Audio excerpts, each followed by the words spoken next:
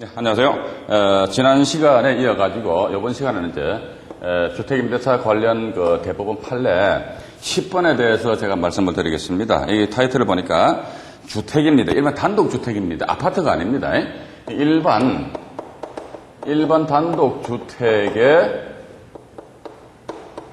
전세권이라는 물권, 이게 물건이랍니다. 이게 부동산 등기부등본상에 표시가 된다 그러니까 전세권이란 뭘 설정했다더라? 이게 물권을 설정하였을 경우에 이렇게 나옵니다. 그러면 이 전세권의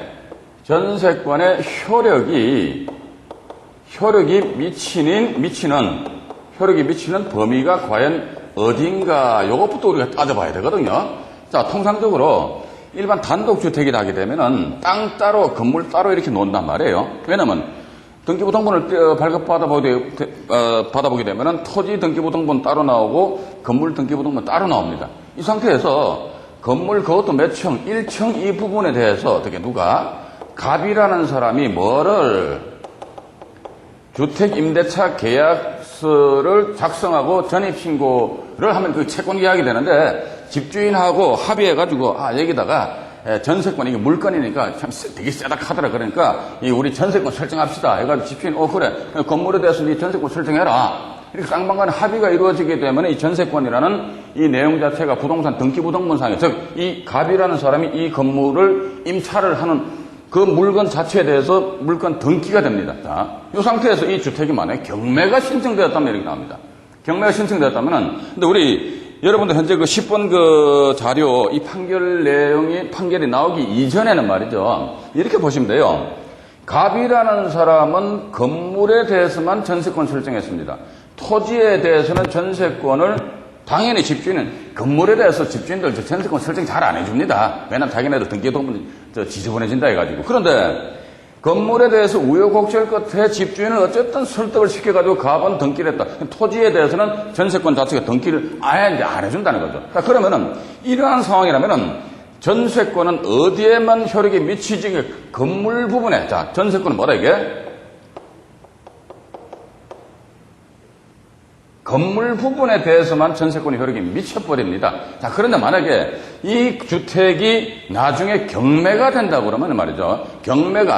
이 주택이 나중에 만약에 경매 신청이 되었을 경우에 신청돼가지고 예를 들어서 A라는 사람이 이 물건을 낙찰받았다 치자 이거죠. 그런데 이 A라는 사람이 입찰한 금액에서 경매 비용 등을 제하고 순수하게 이 당해 부동산과 관련해가지고 뭐를 배당해줄 배당 금액이 만약에 1억 원이라면은 이렇게 이제 우리가 이제 가정을 하자 이겁니다. 자, 순수하게 배당 금액이 1억 원이다. 그럼 이 1억 원이라는 금액은 이건 토지와 건물이 일괄해서 경매가 진행되어 버렸단 말입니까? 토지 경매 대금하고 뭐다 이게? 건물 경매 대금의 합계액이 1억 원이다. 우리는 그렇게 이해를 하셔야 되거든요. 왜냐 1억 원이 배당할 금액이다. 그럼 이게 뭐지? 토지와 건물 경매 대금의 합계액이 1억 원이구나. 그런데 전세권은 어디에만 설정되어 있지? 그러니까 건물 이 부분은 설정되어 있단 말이에요. 그럼 건물 부분에만 전세권이 설정되어 있다고 그러면은 전세권 효력은 건물에만 미칩니다. 땅에는 전세권이 설정 안 되어 있기 때문에 당연히 땅에 대해서는 전세권 효력이 안 미쳐버려요. 이렇게 된다면은 만약에 이런 상황에서 건물 부분에만 전세권을 설정하였다더라 이렇게 하게 되면 이 전세권자는 토지 경매 대금에 대해서는 노 타치. 이게 당연한 논리입니다. 토지 등기부등본상에 전세권이 설정 안 되어 있단 말이지. 그러면은 건물 부분에만 설정한 전세권자는 뭐다? 건물 경매 대금에 대해서만 자기는 뭐다? 전세권은 물권이니까 물권하면 이코로 뭐라고 그랬습니까? 우선 변제권이거든요. 건물 부분에 대해서 건물 경매 대금에 대해서만이 어떻게 자기는 우선해서 변제받아갈 권리가 있다. 이런 논리가 전개가 됩니다. 그러면은 순수하게 일반 주택에 말이죠. 주택에 전입신고하고 확정일자를 받은 경우가 있고 또 일반 주택에 지금 본 사람처럼 전세권만 설정한 그런 경우 두 가지로 나눠보자 이겁니다. 그러면은 이 주택에다가 일반 주택입니다. 일반 주택에 확정일자를 받았더라 전세권을 설정하였더라 했을 때 확정일자를 받으면 이 주택이 나중에 경매나 공매가 될 적에는 배당받는 범위가 말이죠. 이건 주택임대차 보호법 제3조의 2의 제2항 규정에 나와 있습니다. 토지 경매 대금 플러스 건물 경매 대금 전부에 대해서 우선해서 변제받아갈 권리가 있다라고 요 법 조항에 딱 명시가 되어 있어요. 그런데 일반 주택입니다. 아파트는 아닙니다. 일반 주택의 전세권을 어떻게 건물 일부에 대해서 전세권 설정하였다더라 이랬을 경우는 전세권은 토지에는 미치지 않기 때문에 어떻게 건물 경매 대금에 대해서 즉 예로서 1억 원이 배당할 금액이다 그럼 토지와 건물 경매 대금으로 구분되는데 토지 경매 대금은 타치하지 못하고 건물 경매 대금 이 부분에 대해서만 자기는 우선해서 변제받아갈 권리가 있다. 이러다 보면 오히려 어떤 측면에서 보면은 주택임대차 계약은 채권 계약이란 말이죠. 전세권은 물권 계약입니다. 그러면 물권하고 채권하고 충돌한다. 싸움이 붙으면 어때요? 항상 물권이 이깁니다. 그런데 여러분들이 보시면 아시겠습니다만 이랬을 경우 확정일자가 유리합니까? 전세권이 유리합니까? 당연히 확정일자가 유리하다. 왜? 배당 받는 범위가 이건 건물 부분에만 국한되는데 확정일자는 토지 경매 대금에 대해서조차도 나름대로 우선 변제권의 효력이 미쳐버리기 때문에 때로는 봐가지고, 그러니까 전 그렇게 봅니다. 뭘 모르는 사람들이 말이지. 중개업소가 방 얻으면서 전세권 설정하대. 특히 시골에서 올려주신 분들 말이에요. 전세권 설정해서 등기부등본상에 뭐가 전세권 해가지고 설정되어 있으면 이게 뭐 자기 전세금 100% 보호 내지 보장을 받을 것처럼 그렇게 착각을 하고 있어요. 근데 때로는 봐서 전세권은 확정일자보다도 못 미치는 경우가 왕왕 발생됩니다. 자, 그럼 여기서 참고로 제가 말씀드리면은 지금 자 배당할 금액이 1억이다. 그런데 토지와 건물 경매대금인데 토지에 대해서 이제 X 해놨단 말이죠. 그러면은 이러한 사안이 발생되었을 경우는 투자자 입장에서는 토지 경매대금과 건물 경매대금이 얼마냐 요걸 또 나름대로 계산을 해야 됩니다. 이 계산은 어떻게 하지? 그러니까 감정평가서가 있습니다. 경매물건에. 경매물건의 감정평가서를 보시게 되면은 예를 들어 감정가액이 2억으로 평가되었다. 그런데 요 2억 원이라는 이 금액은 토지와 건물 가격의 합산액입니다. 그런다 보니까 토지는 예를 들어가지고 뭐 한 8천만 원, 건물이 예를 들어가지고 한 1억 2천만 원이다. 이런 식으로 배분이 된단 말이에요. 1억 2천 8천이니까 그럼 1억 원이다 그러면 토지 경매 대금은 얼마입니까 이게? 1억 원 같으면 이게 토지 경매 대금 얼마? 4천만 원이 되겠죠, 그죠? 그리고 건물 경매 대금이 1억 2천이다. 그런데 배당할 금액이 1억이다. 그러면 건물 경매 대금은 얼마? 6천만 원 이렇게 됩니다. 이 합이 얼마? 1억이 나와버린단 말이죠. 이런 식으로 감정평가서상에 나타나 있는 토지와 건물의 가격대별 비율로 해가지고 배당할 금액이 다시 쪼개야 됩니다. 이러다 보니까 배당할 금액은 1억임에도 불구하고 실제 건물, 일반 주택의 건물에만 전세권을 설정하였다. 이랬을 경우는 그 전세권자는 1억 전부가 아닌 뭐다? 일부인, 즉 건물 경매대금 6천만 원에 대해서만이 자기는 우선해서 변제받아갈 권리가 있다. 이렇게 나와 있단 말이죠. 그런데 이 10번 사례 같은 경우는 말이죠. 보시니까 예로서 임차인이 말이죠. 일반적으로 일반 단독주택에 뭐를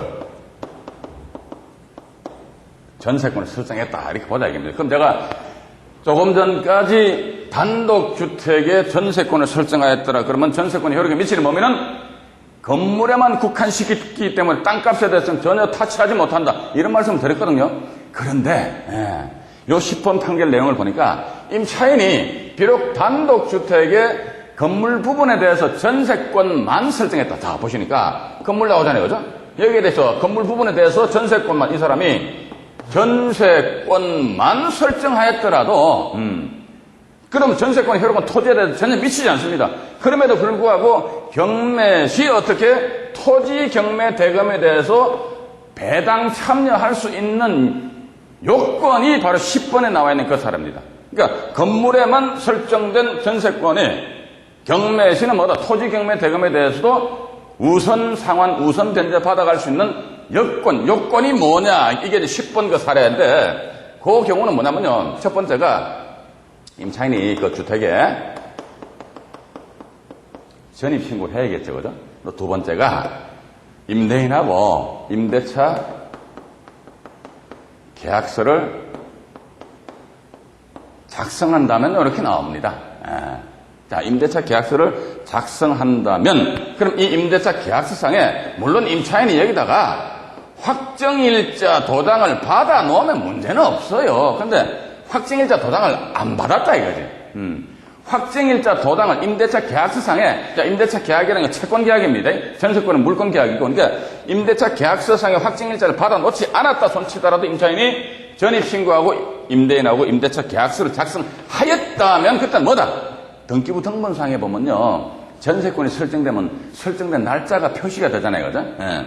그러니까 전입신고하고 계약서를 작성했는데 확정일자를 받지 않았다 손치더라도 이러한 요건을 갖추게 되면 어떻게 전세권을 설정한 이 날짜부로 해서 임차인은 뭐, 요 계약서상에 뭐를 받은 것과 같은 그런 효력이 발생된다. 그러니까 확정일자를 받은 것과 같은 그런 효력이 발생된다. 이게 10번 그 판결 내용입니다.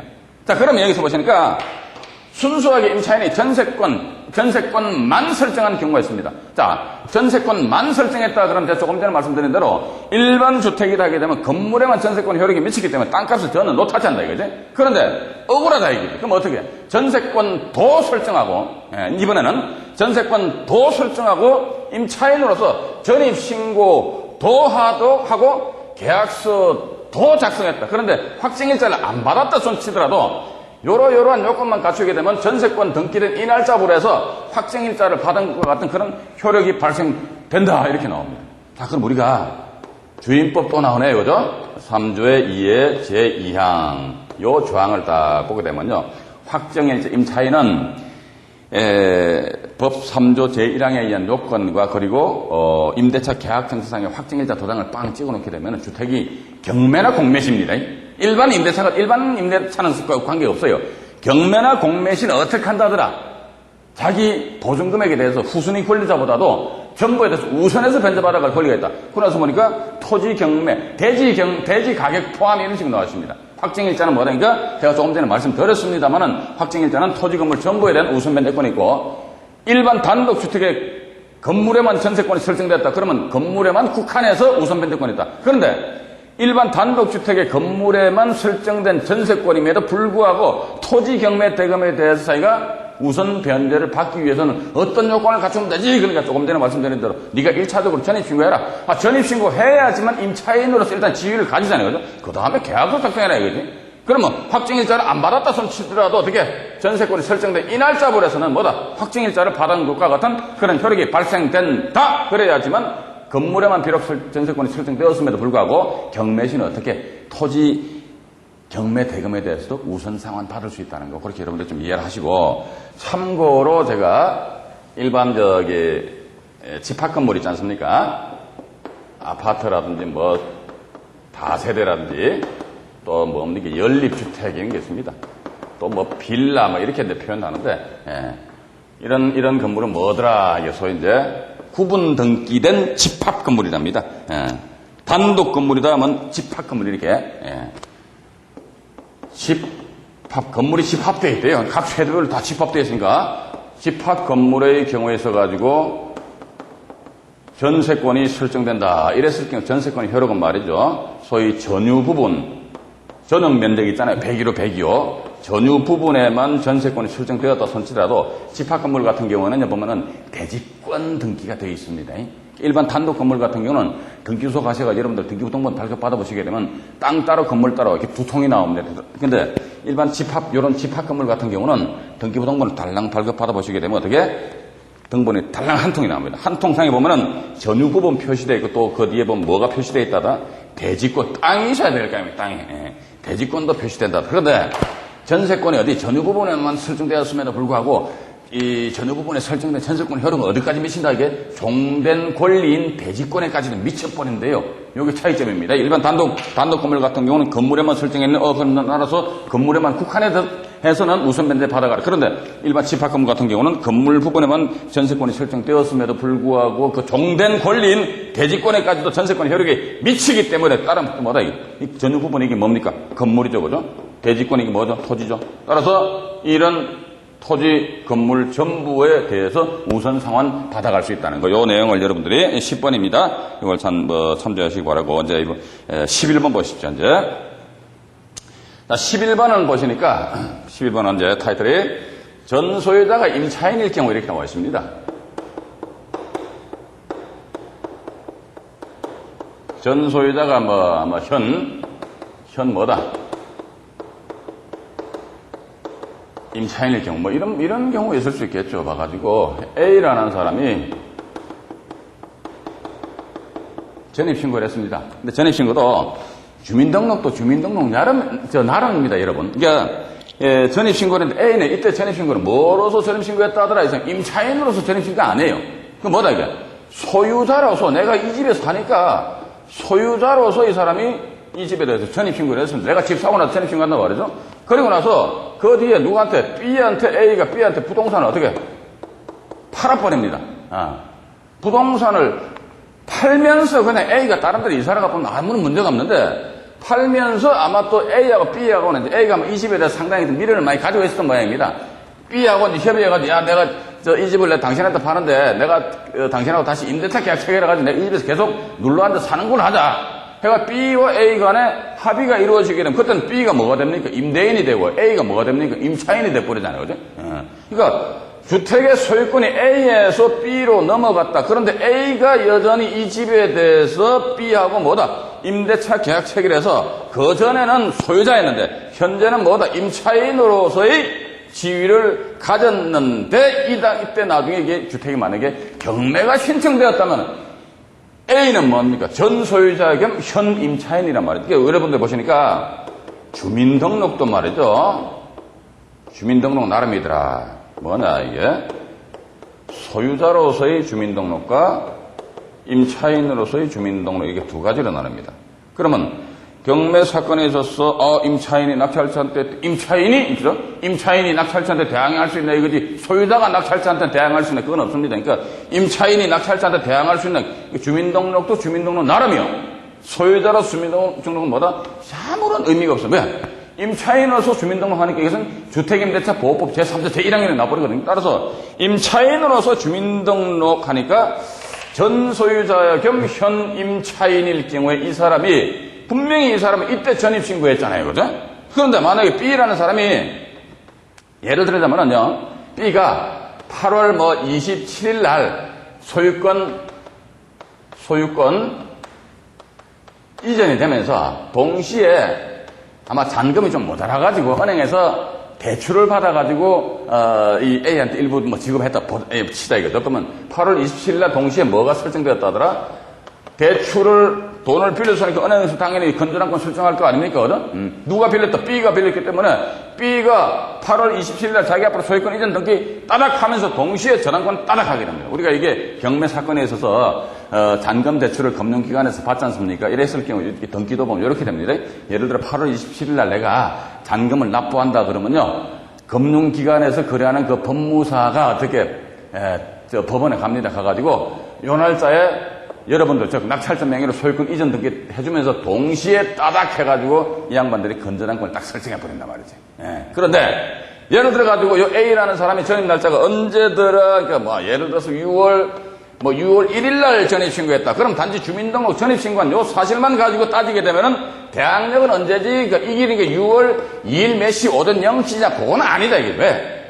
이때는 뭐다? 소유자로서 주민등록이기 때문에 이게 아무런 의미가 없어요. 그럼 주택 임차인으로서의 주민등록하는 대항력은 언제 발생되느냐? 그러니까 11번 저 사례를 여러분들이 한번 읽어보시기 바라는데 뭐냐면요. 현재 소유자 앞으로 소유권 이전 등기된 날이 언제입니까? 8월 27일이죠? 소유권 이전 등기된 그 다음 날이랍니다. 그럼 언제? 8월 언제? 28일 몇 시? 오전 0시 이렇게. 이 날짜부로 해서 임차인으로서 대항력이 발생된다는 거예요. 그러면은 8월 27일 밤 12시까지 A는 뭐다? 소유자로서의 지위를 가지는 게 왜냐? 8월 27일에 소유권 이전됐기 때문에. 그러면서 이제 이게 임차인으로서 대항력은 언제 발생되지? 그러니까 현재 소유자 앞으로 소유권 이전 등기된 그 다음 날이니까 언제입니까? 8월 28일 오전 0시인데 요 당해 사건에 있어 말소 기준 권리 언제? 8월 27일 저당권 요게 되죠. 그죠? 그러면 이 임차인은 뭐다? 전 소유자금 현 임차인인 A는 낙찰자한테 대항하지 못한다. 이런 식으로 여러분들이 좀 이해를 하셔야 되는데 경매 사건에 있어서 보면요. 간혹 가다가 전 소유자 겸 현 임차인 이런 경우가 이제 간혹 가다가 발생될 수가 있습니다. 그래서 이 판결 내용을 여러분들이 또한 한번 확인해 보시기 바라고 다음 시간에는 12번 선순위 가압류 등기와 주택임차인의 선후 관계에 대해서 말씀드리는데 이 내용도 보시면은 요걸 제가 이제 다음 시간에 간략하게 말씀을 드릴게요. 이게 이제 이 12번 사례를 여러분들이 이해를 하시려면은 선순위 가압류에다가 후순위 저당권, 선순위 가압류에다가 후순위 저당권에다가 또 후순위 가압류, 또 선순위 가압류에다가 뭐 저당권에다가 또 확정일자에다가 또 저당권, 아이고 뭐 복잡해. 그런데 여러분들 절대로 복잡해 할 필요가 없습니다. 12번 사례를 여러분들이 이해를 하시려면은 요 1, 2, 3번 사례 지금 칠판에 적어드린 거 아니십니까? 여기에 대한 그 이해가 선행이 되셔야 됩니다. 그래서 다음 시간에는 요 내용을 말씀드리고 나서 그 다음에 12번 사례를 말씀드리도록 하겠습니다. 감사합니다.